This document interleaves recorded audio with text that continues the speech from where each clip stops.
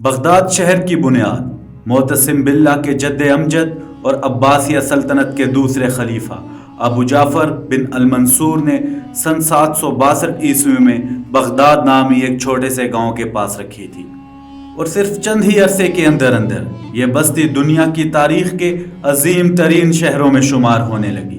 ہندوستان سے لے کے مصر تک کے علماء، فضلاء، شاعر، فلسفی، سائنسدان اور مفکر یہاں پہنچنے لگے۔ اسی زمانے میں مسلمانوں نے چینیوں سے کاغذ بنانے کا طریقہ بھی سیکھ لیا، اور دیکھتے ہی دیکھتے بغداد شہر علمی سرگرمیوں کا گڑھ بن گیا۔ 9ویں صدی عیسوی میں بغداد شہر کا عالم یہ تھا کہ اس کا ہر شہری پڑھ لکھ سکتا تھا۔ 775 عیسوی سے لے کر 932 عیسوی تک آبادی کے لحاظ سے بغداد دنیا کا سب سے بڑا شہر تھا۔ اس کے علاوہ اسے 10 لاکھ کے آبادی تک پہنچنے والے دنیا کا پہلا شہر ہونے کا اعزاز بھی حاصل ہے۔ بغداد کی تعلیمی درسگاہوں میں یونانی، لاطینی، سنسکرت، سیرانی اور دوسری زبانوں میں لکھی گئی کتابوں کے ترجمے ہونے لگے۔ انہی میں سے چند کتابیں بعد میں یورپ پہنچی اور انہوں نے یورپ میں سائنسی ترقی کے دور میں اہم کردار ادا کیا۔ الجبرا، الگوریدم، الکیمی، زینت، الکوہل وغیرہ جیسے درجنوں الفاظ بغداد کے اسی سنہرے دور کی دین ہیں۔ مشہور سائنسدان جابر بن حیان، الجبرا کابانی، الخوارزمی، اس کے علاوہ مشہور فلسفی الکندی اور الرازی، اور مشہور مفکر الغزالی، عربی کے عظیم شاعر ابو نواس، اور اس کے علاوہ عظیم فارسی شاعر شیخ سعدی زریاب جو کہ مشہور موسیقار تھا، مشہور تاریخ دان امام طبری، اس کے علاوہ امام ابو حنیفہ اور امام احمد بن حنبل جیسے مذہبی رہنماؤں کا تعلق بھی اسی بغداد شہر سے تھا۔ وقت یوں ہی گزرتا رہا اور بغداد شہر میں تعلیمی سرگرمیوں کے ساتھ ساتھ انفراسٹرکچر کو بہتر بنانے کے لیے مزید حکمت عملی تیار کی جانے لگی۔ دنیا بھر سے لوگ بغداد شہر کا رخ کرنے لگے، مگر دوسری جانب وہ منگول آندھی جس نے چنگیز خان کی قیادت میں دنیا کی بڑی بڑی سلطنتوں کو اکھاڑ کر رکھ دیا تھا، اب وہی آندھی چنگیز خان کے پوتے ہلاکو خان کی قیادت میں بغداد کی طرف بڑھتی چلی جا رہی تھی۔ ہلاکو خان نے 29 جنوری 1257 عیسوی کو بغداد کے محاصرے کا آغاز کیا تھا۔ حملے سے پہلے اس نے خلیفہ معتصم باللہ کو ایک خط لکھا۔ اس خط میں لکھا تھا کہ لوہے کے سوئے کو مکہ مارنے کی کوشش نہ کرو، سورج کو بجھی ہوئی موم بتی سمجھنے کی غلطی نہ کرنا، بغداد کی دیواریں فوراً گرا دو، اس کی خندقیں بھر دو، حکومت چھوڑ دو اور ہمارے پاس آ جاؤ۔ اگر ہم نے بغداد پر چڑھائی کی تو تمہیں گہری ترین پاتال میں پناہ ملے گی، نہ بلند ترین آسمان میں۔ 37ویں عباسی خلیفہ معتصم باللہ کی وہ شان و شوکت تو نہیں تھی جو اس کے عظیم الشان اجداد کے حصے میں آئی تھی، لیکن پھر بھی مسلم دنیا کے بیشتر حصے پر اس کا سکہ چلتا تھا، اور خلیفہ کو وہم تھا کہ اس پر حملے کی خبر سن کر مراکش سے لے کر ایران تک کے سبھی مسلمان اس کے سامنے سینہ سپر ہو جائیں گے۔ چنانچہ خلیفہ نے ہلاکو خان کو جواب میں لکھا کہ نوجوان، 10 دن کی خوش قسمتی سے تم خود کو کائنات کا مالک سمجھنے لگے ہو، جان لو کہ مشرق تا مغرب خدا کے ماننے والے اہل ایمان میری رعایا ہیں، سلامتی سے واپس لوٹ جاؤ۔ ہلاکو خان کو اپنے منگول سپاہیوں کی صلاحیتوں پر پورا اعتماد تھا۔ وہ پچھلے 4 اشروں کے دوران اپنے آبائی وطن منگولیا سے نکل کر 4000 میل دور آ پہنچا تھا، اور اس دوران معلوم دنیا کے بڑے حصے کو اس نے اپنی اطاعت پر مجبور کر لیا تھا۔ یہی نہیں، منگول فوج تکنیکی لحاظ سے بھی کہیں زیادہ برتر تھی اور جدید ٹیکنالوجی سے لیس تھی۔ منگول فوج میں چینی انجینئرز کا یونٹ تھا جو منجنیقوں کی تیاری اور بارود کے استعمال میں مہارت رکھتا تھا۔ بغداد کے شہری آتش گیر مادے سے تو واقف تھے جسے تیروں سے باندھ کر پھینکا جاتا تھا، لیکن بارود سے ان کا کبھی سامنا نہیں ہوا تھا۔ اس زمانے کا بارود آہستگی سے چلتا تھا۔ منگولوں نے اس میں یہ جدت پیدا کر دی کہ اسے لوہے یا پکائی گئی مٹی کے ٹیوب میں رکھتے تھے جس سے وہ دھماکے سے پھٹ جاتا۔ اس کے علاوہ منگولوں نے دھوئیں کے بم بنانے میں مہارت حاصل کر لی تھی۔ ان کی منجنیقوں نے شہر پر آگ کی بارش برسانا شروع کر دی۔ یہی نہیں، منگولوں نے فصیل کے نیچے بارود لگا کر اسے بھی جگہ جگہ سے توڑنا شروع کر دیا۔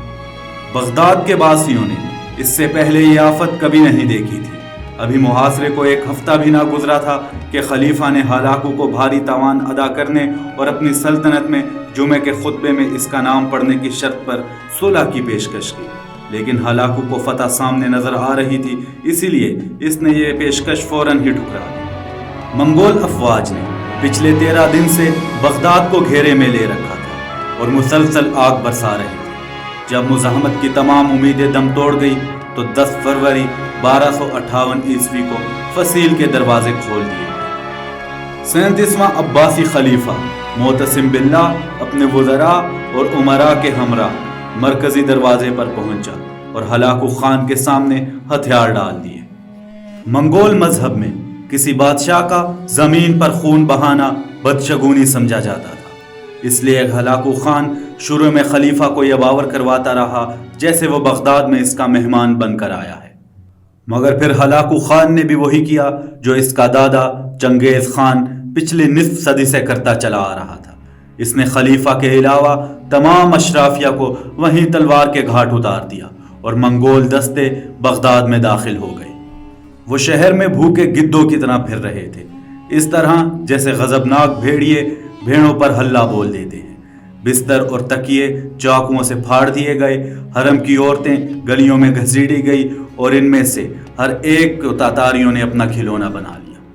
دریائے دجلہ کے دونوں کناروں پر آباد بغداد الف لیلہ کی شہرزاد کا شہر خلیفہ ہارون الرشید اور مامون کے قائم کردہ دارالترجمہ کا شہر تھا۔ یہ وہ شہر تھا جہاں کتابوں کو تول کر سونا بطور معاوضہ دیا جاتا تھا۔ یہ دلکشاں مسجدوں، وسیع کتب خانوں، عالی شان محلات، سرسبز باغات، بازاروں، علم افروز مدرسوں اور پرتعش حماموں کا شہر تھا۔ مگر اب یہ پورا شہر منگولوں کے حملے کے بعد دہشت کا منظر پیش کر رہا تھا۔ اس بات کا تخمینہ لگانا مشکل ہے کہ کتنے لوگ اس قتل عام کا شکار ہوئے۔ مورخین کا اندازہ ہے کہ 2 لاکھ سے لے کر 10 لاکھ لوگ تلوار، تیر یا نیزے کی گھاٹ اتار دیے۔ بغداد شہر کی گلیاں لاشوں سے بھری پڑی تھیں، جن کے اندر ان سے اٹھنے والے تعفن کی وجہ سے ہلاکو خان کو شہر سے باہر خیمہ لگانے پر مجبور ہونا پڑا۔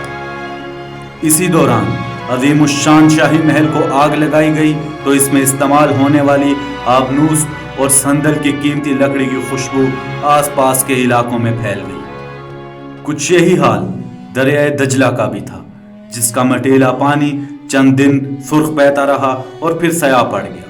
سرخی کی وجہ وہ خون تھا جو گلیوں سے بہہ بہہ کر دریا میں شامل ہو رہا تھا، اور سیاہی اس وجہ سے تھی کہ شہر کے سینکڑوں کتب خانوں میں محفوظ نادر نسخے دریا میں پھینک دیے گئے تھے اور ان کی سیاہی نے گھل گھل کر دریا کی سرخی کو ماند کر دیا تھا۔ خلیفہ کی ہلاکت کے بارے میں کئی کہانیاں مشہور ہیں، تاہم زیادہ قرین قیاس ہلاکو کے وزیر ملا نصیر الدین توسی کا بیان ہے، جو اس موقع پر موجود تھا۔ وہ کہتا ہے کہ خلیفہ کو چند دن بھوکا رکھنے کے بعد اس کے سامنے ایک ڈھکا ہوا برتن لایا گیا۔ بھوکے خلیفہ نے بےتابی سے ڈھکن اٹھایا تو دیکھا کہ برتن ہیرے جواہرات سے بھرا ہوا ہے، اور ہلاکو نے اس کو کہا کہ یہ کھاؤ۔ خلیفہ معتصم باللہ نے کہا، میں ہیرے کیسے کھا سکتا ہوں؟ ہلاکو نے جواب دیا، اگر تم ان ہیروں سے اپنے سپاہیوں کے لیے تلواریں اور تیر بنا لیتے تو میں دریا عبور بھی نہ کر پاتا۔ عباسی خلیفہ نے جواب دیا، خدا کی یہی مرضی تھی۔ ہلاکو نے کہا، اچھا تو اب میں جو تمہارے ساتھ کرنے جا رہا ہوں وہ بھی خدا کی مرضی ہے۔ اس نے خلیفہ کو قالین میں لپیٹ کر اس کے اوپر گھوڑے دوڑا دیے تاکہ اس کا خون زمین پر نہ بہے۔ منگولوں سے اس شکست کے بعد عباسی سلطنت کی تمام شان و شوکت خاک میں مل گئی اور بغداد شہر دوبارہ کبھی اس عروج پر نہ پہنچ سکا۔